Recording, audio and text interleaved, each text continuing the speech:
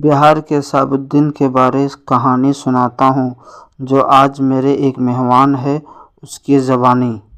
सुनिए इस कहानी को आगे। था जिसे सिर्फ सिवान ही नहीं, सिवान की पुलिस, बिहार पुलिस और उत्तर प्रदेश के देवरिया की पुलिस कभी भुला नहीं पाएगी। ये वो दिन है जब बिहार पुलिस ने मोहम्मद शहाबुद्दीन से डरना छोड़ दिया था।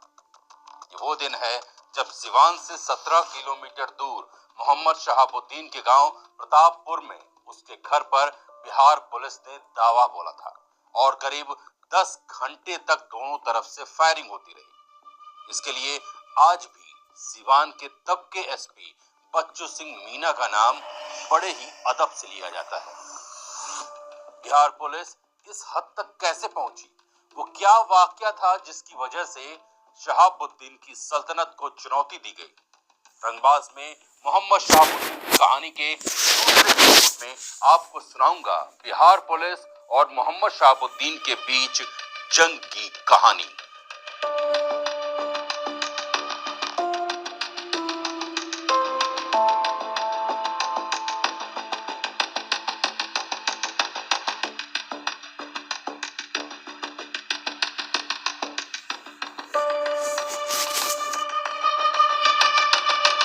वो कहानियां जिसके बाद शहाबुद्दीन जेल की चहारदीवारी में ही बंद रहा और वहीं उसकी मौत भी हो गई।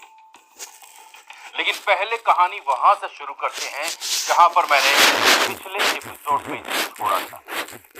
सिवान का सुल्तान, सिवान का साहिब कहे जाने वाले मोहम्मद शहाबुद्दीन को ना सुनना पसंद नहीं था। 1996 में वो लोकसभा चुनाव जीतकर सांसद बन चुका था।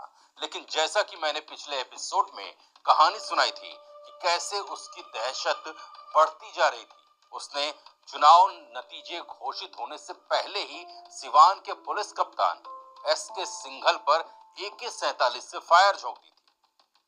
और इसके बाद तो जैसे खाकी ने शहाबुद्दीन के सामने सरेंडर कर दिया था।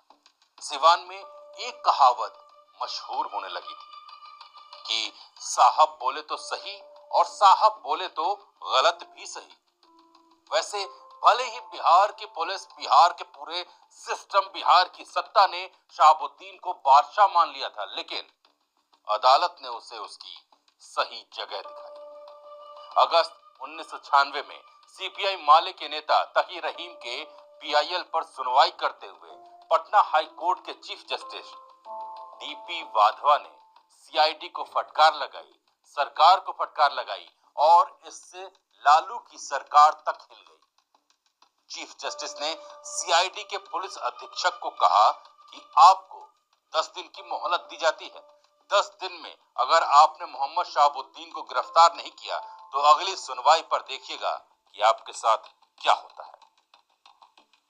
इसके बाद शहाबुद्दीन ने हाईकोर्ट की अगली सुनवाई से पहले ही सिवान के कोर्ट में सरेंडर कर दिया। और जब मोहम्मद शहाबुद्दीन सरेंडर करने पहुंचा था तो उसके साथ बिहार के एक कैबिनेट मंत्री मौजूद थे और हजारों की संख्या में शहाबुद्दीन के समर्थक जुटे थे जो नारा लगा रहे थे, जेल के फाटक टूटेंगे, सिवान के साहब छूटेंगे। लेकिन यहाँ एक और कहानी है, सिवान की जेल की एक कहानी। हाईकोर्ट के आदेश के बाद शहाबुद्दीन सिवान की जेल में पहुंच चुका था, लेकिन उसकी दहशत, उसका रुतबा कम नहीं हुआ। टाइम्स ऑफ इंडिया के एक पत्रकार की बताई कहानी मैं आपको वैसी ही सुनाता हूं। जब शहाबुद्दीन जेल में बंद हुए तो पत्रकार नलिनी मोहंती उनका इंटरव्यू लेने पहुंचे। जेल अधीक्षक ने कहा, उन्हें कोर्ट के ऑर्डर से जेल में बंद किया गया है, ऐसे कोई भी उनसे नहीं मिल सकता। दरअसल मोहम्मद शहाबुद्दीन ने 1996 में लोकसभा का चुनाव जीत लिया था और जीरादेई की अपनी विधानसभा वाली जो सीट थी उसे छोड़ दिया था। अब इस सीट पर लालू प्रसाद यादव ने शिवशंकर यादव को मैदान में उतारा था और सियासी गलियारे में चर्चा चल रही थी कि लालू के कैंडिडेट शिवशंकर को शहाबुद्दीन का सपोर्ट नहीं मिल रहा है, क्योंकि शहाबुद्दीन वहां से अपने पसंदीदा मुस्लिम चेहरे को उतारना चाहते थे। बस इसी स्टोरी के पीछे थे पटना से सिवान पहुंचे पत्रकार नलिनी मोहंती। उनको जेल अधीक्षक ने कहा कि डीएम से परमिशन लीजिए। डीएम ने कहा कि शहाबुद्दीन से मिलना है तो कोर्ट की परमिशन लगेगी। पत्रकार नलिनी सिंह ने सोचा कि बन नहीं पाए, लिहाजा लालू के कैंडिडेट से बात की। उन्होंने शिवशंकर यादव से मुलाकात की और सवाल पूछे। बताया जा रहा है कि आपको शहाबुद्दीन कोर्ट से मिल रहा है। शिवशंकर ने कहा, अरे ऐसा नहीं है, मैं लालू जी का कैंडिडेट नहीं हूँ, मैं साहेब का ही कैंडिडेट हूँ, और भरोसा नहीं है तो रुकिए, आपकी साहेब से ही बात करा देता हूँ। शिवशंकर यादव ने लैंडलाइन फोन से कॉल लगाई और कहा, साहबू देखिए ना, पटना से एक पत्रकार आए हैं और कह रहे हैं कि आप मुझे सपोर्ट नहीं कर रहे हैं क्योंकि लालू जी ने मुझे टिकट दिया है।